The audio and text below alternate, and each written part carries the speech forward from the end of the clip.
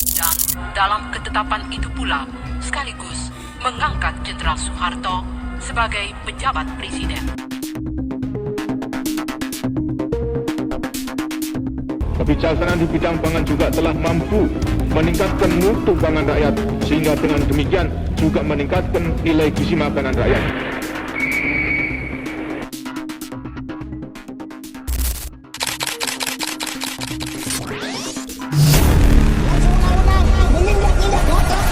Menginjak-injak kita semua.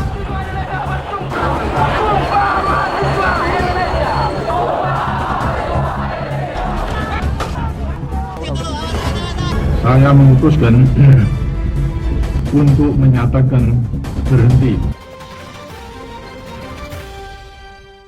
Selamat siang pemirsa, kembali ke liputan kami. Pada kesempatan kali ini, kami akan menyajikan hasil wawancara mengenai masa Orde Baru, masa pemerintahan yang berlangsung selama kurang lebih 32 tahun yang di bawah kepemimpinan Soeharto.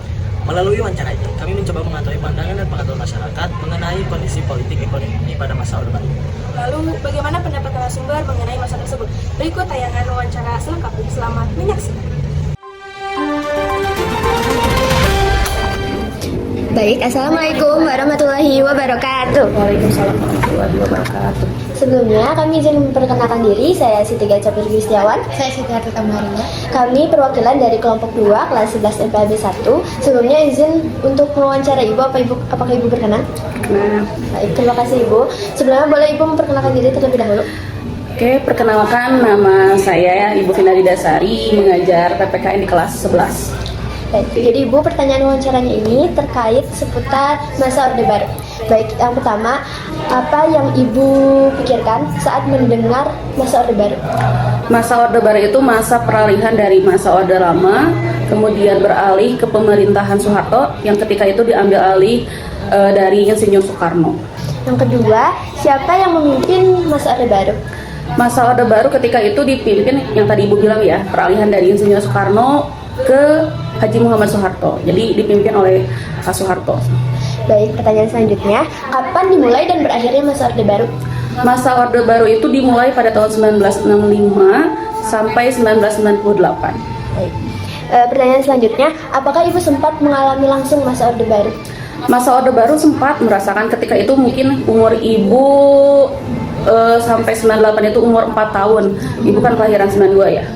Sampai 1998 berarti 6 tahun ketika itu rasakan. Pada saat umur itu, apakah Ibu sudah merasakan langsung itu? Kalau merasakan langsung enggak, tapi mungkin dari cerita dari orang tua ketika itu masa pemerintahan Orde Baru. Kalau dulu disebutnya pemerintahan Soeharto ya, bukan disebut Orde Baru. Di mana pemerintahan Soeharto itu ekonominya stabil, tidak ada seperti sekarang lah, misalkan kenaikan harga yang signifikan dan hal lain sebagainya tentang ekonomi.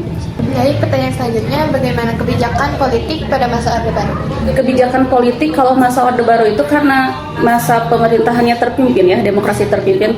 Jadi masa pemerintahannya itu dipimpin oleh presiden dengan sistem yang otoriter ketika itu. Tapi kalau sekarang kan nggak otoriter ya, demokrasinya berdasarkan Pancasila, di mana semua pemerintahan berasal dari rakyat, oleh rakyat, dan untuk rakyat. Kalau masa pemerintahan pada Orde Baru itu dipilihnya oleh parlemen atau oleh legislatif, jadi rakyat tidak langsung terlibat dalam pemerintahan Orde Baru. Baik, yang selanjutnya, bagaimana kebijakan ekonomi pada saat itu? Ekonomi pada masa Orde Baru yang tadi Ibu bilang ya, karena Ibu tidak merasakan langsung, tapi cerita dari orang tua, harga ekonomi itu stabil, dari mulai beras, harga kebutuhan pokok itu stabil, sembakonya, di mana tidak ada kesenjangan ekonomi lah di rakyat tersebut gitu. Dari kebijakan tersebut, apakah lebih menguntungkan atau merugikan masyarakat? Kalau merugikan sepertinya tidak berdampak langsung, tapi kalau misalkan dari segi politik yang pernah Ibu baca ya, masa pemerintahan Orde Baru itu kan terpusat ya, karena terpimpin oleh presiden, di mana kebijakan dari mulai RT sampai pemerintahan pusat itu dikendalikan oleh presiden. Makanya ada istilahnya ABG, ABRI, birokrasi, dan Golkar. Golkar itu partai kalau yang sekarang. Menurut Ibu, sepengetahuan Ibu, kejadian yang paling berpengaruh pada saat itu apa? pada masa tahun 1998 reformasi, di mana ada pergerakan mahasiswa menuntut pemerintahan Soeharto itu untuk lengser karena Soeharto sudah memimpin selama 32 tahun atau 5 periode, di mana mahasiswa menginginkan Presiden Soeharto turun karena ketika itu ekonomi tidak membaik, makanya ada Tritura 3 tuntutan rakyat ketika itu. Krisis moneter ya Bu? Ya, krisis moneter. Makanya disebut reformasi. Reformasi itu kan perubahan. Pada masa itu, pada kejadian itu, di mana dan kapan Ibu? Kejadiannya di Indonesia, tapi paling pusatnya itu di Jakarta. Makanya kan ada mahasiswa yang ada penculikan, aktivis 98. Itu sampai sekarang penculiknya atau tokoh yang menculik tokoh mahasiswa itu belum ditemukan. Makanya kalau sekarang ada istilahnya, kalau di Jakarta itu khususnya mahasiswa Trisakti suka ada, kalau istilahnya apa ya, namanya Ibu lupa, pokoknya peringatan penculikan mahasiswa, lupa nama istilahnya apa ini juga. Menurut Ibu, perbedaan yang Ibu lihat atau rasakan dari masa Orde Baru sama masa reformasi sekarang? Kalau masa Orde Baru, karena Ibu ketika itu SD ya, kelas 1. Kalau di konversi ke sekarang itu rupiah itu, pada zaman itu 500 rupiah itu bisa menghasilkan beberapa item jajanan lah. Kalau sekarang kan 500 rupiah kayaknya sudah tidak bisa terpakai lagi ya. Mungkin itu perbedaan atau perubahannya.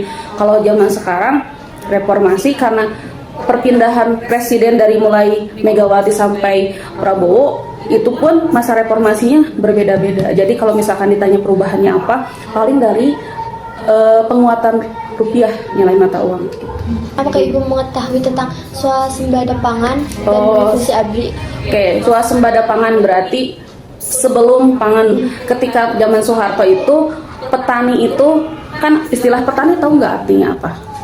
Petani itu penyangga tatanan negara Indonesia, di mana menyangga bahan-bahan sembako tadi yang Ibu sebutkan. Kenapa swasembada pangan ini ada? Untuk menyangga kebutuhan atau kesejahteraan ekonomi masyarakat Indonesia. Ini bertujuannya apa? Untuk supaya Indonesia tidak impor dari negara lain. Jadi Indonesia kan lumbung padi ya, di mana lumbung padi itu bisa mencukupi wilayah dalam negerinya sendiri. Gitu. Kemudian Dwi Fungsi ABRI yang tadi ditanyakan oleh Getsa. Kalau Dwi Fungsi ABRI itu mempunyai 2 tugas atau 2 fungsi yang dimana ini bertentangan dengan konstitusi, dimana ABRI harusnya menjadi keamanan negara, tetapi di sisi lain ABRI banyak yang menjabat sebagai pejabat negara, dimana pejabat negara ini kan politik ya, politik bisa mempengaruhi orang. Dari mempengaruhi ini orang, jabatannya bisa disalahgunakan. Makanya ada istilah KKN, korupsi, kolusi, nepotisme. Nepotisme inilah yang sekarang sedang terjadi, di mana menginginkan jabatan, kedudukan berdasarkan kekerabatan atau keluarga atau orang terdekat. Gitu. Baik, paling terakhir Bu, karena pada saat itu Ibu 6 tahun ya? Iya. Sempat merasakan pendidikan di masa Orde Baru, pengamalan pada Pancasila, satunya lagi apa ya? Pengamalan pendidikan pada Pancasila. Kalau pelajaran P4-nya belum pernah, tapi mendengar selalu. Kan ada perubahan P4, kemudian menjadi PPKN, sekarang PKN, sekarang menjadi PP kan, pendidikan Pancasila. Itu paling poinnya sama, tapi hanya perubahan redaksi aja, perubahan nama aja. Ya. Bu, mungkin cukup pertanyaannya. Mohon maaf bila selama wawancara kami ada salah kata. Terima kasih sudah berkenan untuk kami wawancarai. Mohon maaf mengganggu waktunya. Wassalamualaikum warahmatullahi wabarakatuh. Waalaikumsalam warahmatullahi wabarakatuh. Demikian tayangan wawancara yang telah kami sajikan mengenai Orde Baru. Semoga informasi dan pendapat dari narasumber dapat menambah wawasan kita mengenai salah satu periode penting dalam sejarah Indonesia. Terima kasih atas perhatian Anda dan sampai jumpa pada tayangan berikutnya. Saya Muhammad Bujati Sadari Dayat. Saya Wirananda, kami pamit undur diri.